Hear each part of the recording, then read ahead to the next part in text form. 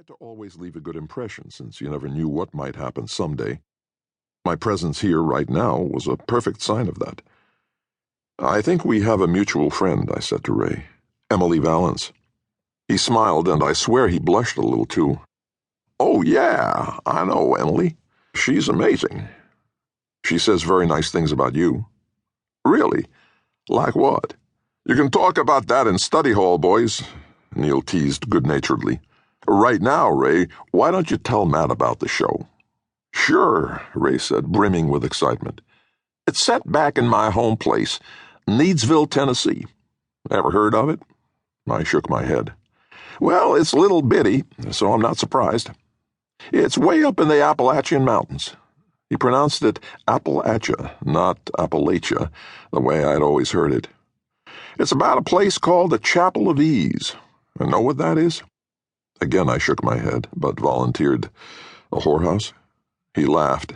"No, but that might make a good story, too. No, it's like a branch church.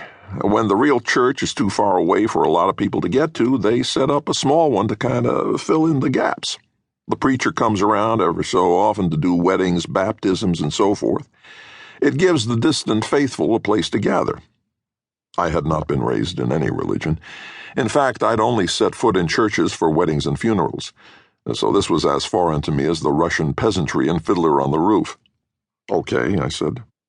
"Sounds interesting." "It's about two trios of characters, one from the Civil War, one modern. In both, two of the people are in love and about to get married, and the third one is secretly in love with one of the others. So it'll have ghosts and murder and all the things that make theater great." He grinned with unabashed delight. "The thing that pulls the two stories together is the mystery of what's buried in the floor of the ruined old chapel." "Which is?" I asked.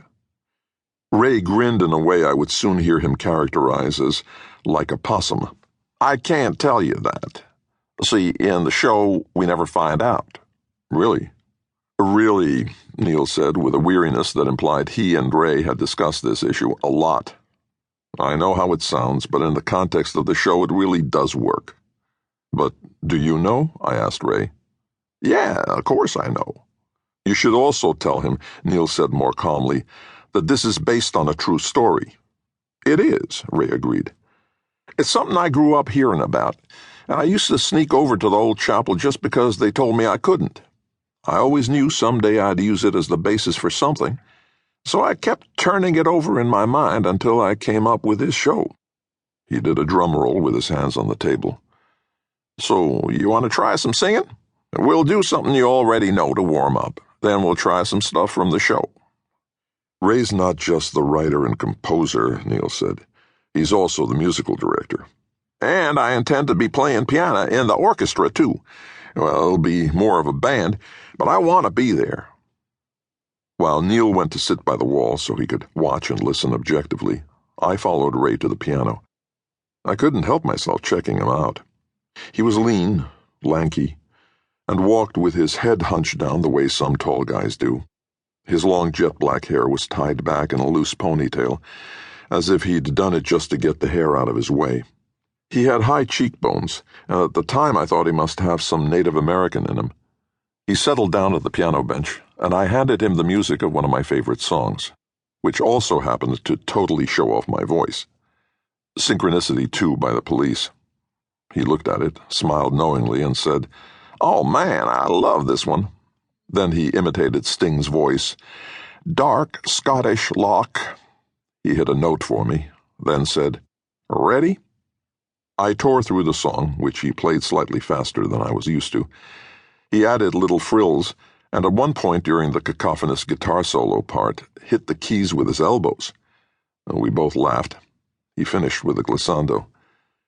Because we went so fast, I didn't have time to worry and second-guess myself, but just plowed ahead with as much full-throated enthusiasm as I could muster. I almost wished I had a microphone on a stand in front of me to grab and use as a prop. Neil politely applauded when we finished.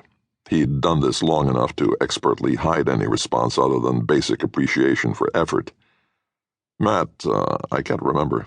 Can you sight read?" I nodded. Ray flipped through some music and said,